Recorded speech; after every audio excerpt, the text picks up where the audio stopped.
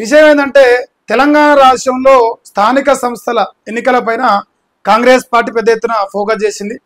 అయితే దాంట్లో ప్రధానంగా వీళ్ళు గత 22 నెలలుగా ఒక్కరంటే ఒక్క పథకం కూడా పూర్తి స్థాయిలో అమలు చేయలేదు. కాబట్టి అంటే మరి ప్రజలకు ఏమని చెప్పి ఓటు అడగాలి అనేది వాళ్ళకి క్లారిటీ లేదు.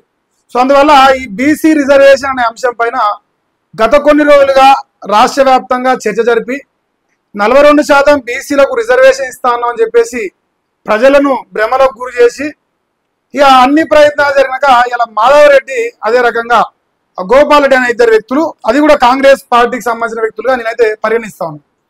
సో వాళ్ళిద్దరూ కోర్టు వేయరు.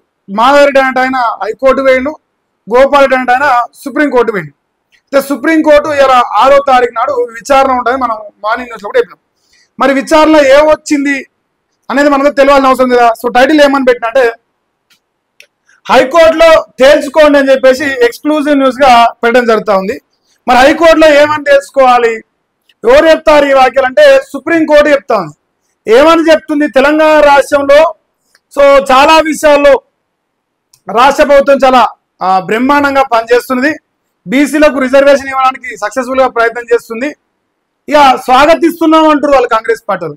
మేము స్వాగతిస్తున్నాం, హైకోర్టు సుప్రీంకోర్టు ఇచ్చిన తీర్పుని లేదంటే చేసిన వ్యాఖ్యలను స్వాగతిస్తున్నాం. అయితే హైకోర్టులో తేల్చుకోండి, సుప్రీంకోర్టు దాకా రావాల్సిన అవసరం లేదని చెప్పింది. అంతే. ఏదైతే గోపాల్ రెడ్డి గారు ఇచ్చిన పిటిషన్ ఉందో దాన్ని కొట్టేసి నాయన ఫస్ట్ హైకోర్టులో తేలి హైకోర్టులో మారిన తర్వాత మిగతా విషయాలు చూద్దామని చెప్పింది. ఇక ప్రస్తుతానికైతే అక్కడ కొట్టేసినట్టే. ఇక ఇప్పుడు ఏ అయింది తేలాల్సింది నిన్న వాడదాకా ఇక రేపా మాపా అని అనుకుంటున్నారుగా. సో ఇంకొక 2 రోజులు మళ్ళా ఓపిక పడాలని పరిస్థితుంది. వాస్తవానికి పొద్దుగాల కూడా చెప్పినా సుప్రీంకోర్టులో కొట్టేస్తారని, కానీ ఆడ చర్చ జరపకుండా చర్చను హైకోర్టుకు షిఫ్ట్ చేశారు. హైకోర్టు షిఫ్ట్ చేస్తాలకే మరి మన అమరాబాద్ పులి ఇంకా అవతలేడు, ఇంకా అయ్యేపోయింది. ఇక మాకు అనుకూలంగా వచ్చింది తీర్పు. సో మేము సంతోషంగా ఉన్నాం, సుప్రీంకోర్టు తీర్పుని స్వాగతిస్తున్నాం. ఇక రేపో మాపు హైకోర్టు తెలుసుకుంటాం అంటారు. ఏమని తెలుసుకుంటారు, ఏం చేసిరని తెలుసుకుంటారు? 22 నెలలుగా ఈ రాష్ట్రంలో ప్రజల్ని రంపాన పెడుతూ ఏ పథకాలను అమలు చేయకుండా ఇలా ఈ రిజర్వేషన్ల పేరుతోని జీవోలతోని బిల్లుతోని డ్రామాలు ఆడుకుంటా జనాల్ని పిచ్చోళం చేసుకుంటా ఇంకా దీన్ని పొడిగించే ప్రయత్నం కొనసాగుతా ఉంది. ఇంకా దీన్ని పొడిగించాలి, ఇంకా ప్రజలను జనాలను పిచ్చోళం చేయాలి అనే ఒక ఆలోచనలో భాగంగా రేవంత్ రెడ్డి చాలా ప్రయత్నాలు చేస్తామని నాకు తెలిసి రేపు పొద్దున అన్ని పేపర్లో బ్యానర్ వేయటం ఈ వార్త ఉండే అవకాశం ఉంది. సో ఒకసారి వార్తలు చూడండి. బీసీ రిజర్వేషన్ పై హైకోర్టులోనే తేల్చుకొని సుప్రీంకోర్టు చెప్తా ఉంది. మరి వివేక్ వెంకటస్వామి పత్రికల ఈ వార్త వస్తా ఉంది సాయంత్రం న్యూస్ లో. అయితే ఇక్కడ ఒక చిన్న విషయం ఏంటంటే మన బట్టి విక్రమార్క గారు ఒక వాక్యాలు చేస్తా ఉండు. ఆయన అంట స్వాగతిస్తాను అని చెప్పేసి ఏమైందా ఒక నిమిషం. సో ఆయన గారు స్వాగతిస్తున్నా, నేను నాకు చాలా నచ్చిన తీర్పు వచ్చినట్టుగా వాళ్ళు చెప్పుకునే ప్రయత్నం చేస్తారు. వాస్తవం ఏంటంటే వాళ్ళకు అనుకూలంగా ఏం రాలే, వాళ్ళకు జస్ట్ 2 రోజులు టైం దొరికింది అంతే. ఇక మాకే అనుకూలంగా వచ్చినట్టుగా చెప్పి తిరుగుతాడు. సుప్రీం నిర్ణయాన్ని స్వాగతిస్తున్నాం, కోటా నిర్ణయానికి కట్టుబడి ఉన్నాం. డిప్యూటీ సీఎం బట్టి విక్రమార్క ప్రజల ప్రజాస్వామ్యంతో నిర్ణయం. మంత్రి పొన్నం ప్రభాకర్ వీళ్ళిద్దరూ ఢిల్లీకి పోయి ఆడ చర్చలు జరుపుతారు. సో నిన్న న్యాయవాదులతో పెద్ద ఎత్తున మాట్లాడి చర్చలు జరిపి వీళ్ళు ఉద్ధరించింది ఏం లేదు. ఆడ సుప్రీంకోర్టే చెప్పింది పోరే నాయన హైకోర్టు పోయి తెలుసుకొని, హైకోర్టులో తేలకపోతే తర్వాత చూద్దాము, ఇప్పుడైతే మేము కొట్టేస్తాను. ఆల్రెడీ మారేడే అంటే ఆయన కేసు పెట్టిండు, అది తేలినాక కదా దీని చర్చ అని చెప్పేసి మాట్లాడింది. అంతవరకే మాట్లాడింది. మరి ఇప్పుడు ఈ బీసీ రిజర్వేషన్ లో తెలంగాణలో గత 22 నెలలుగా చూస్తా ఉన్నాం. ఫస్ట్ అసెంబ్లీ అన్నారు, అసెంబ్లీ చెప్పేసారు. ఇక తెలంగాణ రాష్ట్రంలో రేవంత్ అన్న గారు అసెంబ్లీలో చర్చ పెడతాం, ఇక దాని గురించి మాట్లాడతాం. లాస్ట్కి ఆ బీజేపీ వాళ్ళు బీఆర్ఎస్ అందరూ తనుకూరు అయిపోయింది. అది బిల్లు పంపించారు గవర్నర్ గారికి. ఇది గవర్నర్ గారికి అయిపోయింది.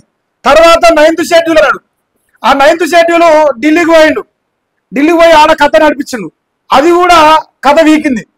తర్వాత ఇంకేంది కులగణన చేసిరు కదనే. సో కులగణన చేసిరు, కులగణన కూడా ఇది కూడా ఫెయిల్ అయింది. ఇప్పుడు 3 అయిపోయినాయి. ఇక లాస్ట్కి చివరి ఆప్షన్ ఉంది. ఇక ఫెయిల్ అయింది. ఇంకా 6 గ్యారెంటీలు కూడా ఫెయిల్ అయ్యారు. సో 6 గ్యారెంటీస్ కూడా ఫెయిల్ అయ్యారు. ఇట్లా అసెంబ్లీలో చర్చ పెట్టి బిల్లు గవర్నర్ దగ్గర పెండింగ్ ఉన్నది 9th షెడ్యూల్ వేసని అది ఆగం చేసిరు. ఇటు పోతే కులగాన వేసి కాలయాపన వేసి పైసలు ఆగం చేసిరు. లాస్ట్కి వచ్చేసి ఏది గతి లేక ఇట్లా జీవో తీసుకొచ్చి జీవో పేరు మీద కాలయాపన చేస్తారు. ఇంతకంటే ఈ రాష్ట్రంలో గత 22 నెలలుగా ఈ కాంగ్రెస్ సర్కారు బీసీల పైన ఇంకా ఏం సాధించింది కానీ పొడిచింది కానీ ఏం లేదు. వీళ్ళు చెప్పుకోవడం ఎంత అని చెప్పుకోవచ్చు కానీ ఏం లేదు. ఇక రేపు 8వ తారీఖు ఫైనల్ అయిపోతుంది. 8వ తారీఖు నాడు మాధవరెడ్డి ఆయన పెట్టిన కేసు అది ఉంటుందా పీక్తుందా, అసలు చర్చకు వస్తుందా రాదా, కొట్టేస్తారా కొట్టేయరా, అసలు ఎన్నికలు ఉంటాయా ఉండవా, ఈ కాంగ్రెస్ పార్టీకి చిత్తశుద్ధి ఉన్నదా లేదా, ఎన్నికలు పోయే దమ్ముందా లేదా, ఇవన్నీ విషయాలు 8వ తారీఖు నాడు మాధవరెడ్డి పెట్టిన కేసు పైన రేపు హైకోర్టులో విచారణ జరిగితే ఆ విచారణలో ఫైనల్ గా ఏం రిజల్ట్ వస్తుందో తెలిస్తే అప్పుడు మనం ఏమైనా మాట్లాడుకోవడానికి అవకాశం ఉంటుంది. అయితే ఇక్కడ ఇంకో ఇంట్రెస్టింగ్ టాపిక్ చెప్పాలి.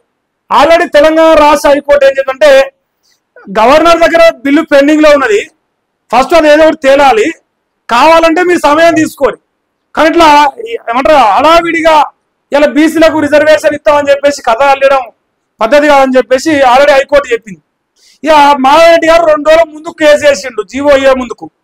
ఏమయ్యా మరి ప్రభుత్వం జీవో వేయలేదు, వార్తల ప్రకారంగా మేము ఎట్లా తీసుకుంటాం, సో వార్తల ఆధారంగా మేము తీసుకోం కదా, సో నువ్వు వెయిట్ చేయి, ఒకవేళ ప్రభుత్వం జీవో ఇస్తే అప్పుడు రా అని చెప్తే మళ్ళీ ఆయన జీవో ఇచ్చిన తెల్లారి వేయండి. ఆయన ఎవరి మనిషి? రేవంత్ రెడ్డి మనిషి. సో రేవంత్ రెడ్డి మనిషే ఆ కోర్టుకు పోతాడు, రేవంత్ రెడ్డే జీవో ఇస్తాడు, మనం అందరం పిచ్చోళ్ళు లెక్క నమ్మాలి. ఇప్పుడు ఢిల్లీకి పోయి కథ నడిపించింది ఏంటంటే మీనే ఓడిసినావు మీనే కట్టలు కట్టినావు అని తిరుగుతున్నారు. అరే మ్యాటర్ ఏంటంటే హైకోర్టులో మాట్లాడుకోరే బాబు అని చెప్పింది అంతే, అంతవరకే ఆడమించట.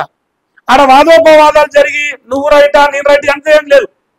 ఇంకా దానికే అయినా ముందల మురిసామంట పండగలేదంట. సో వీళ్ళకి అట్లనే ఉన్నది, ముందలే మురుతారు, స్వాగతిస్తున్నాం అంటారు. వీళ్ళు స్వాగతించేదేదో వీళ్ళు వీకిందేందో నాకు అర్థం కాదు. సో ఇది టాపిక్. అయితే అక్కడ పెండింగ్ ఉండగా విచారించలేమని చెప్పింది. అక్కడ చెప్పిన పాయింట్ అక్కడ పెండింగ్ ఉండగా విచారించలేము, ఫస్ట్ అది తేలని అది తేలినాక మాట్లాడుకున్నాను అని ఉంటే. సో ఒకవేళ రేపు ఇక్కడ కొట్టేయలేదు అనుకో మళ్ళీ అదే గోపాలరెడ్డి మళ్ళీ సుప్రీంకోర్టు పోతాడు.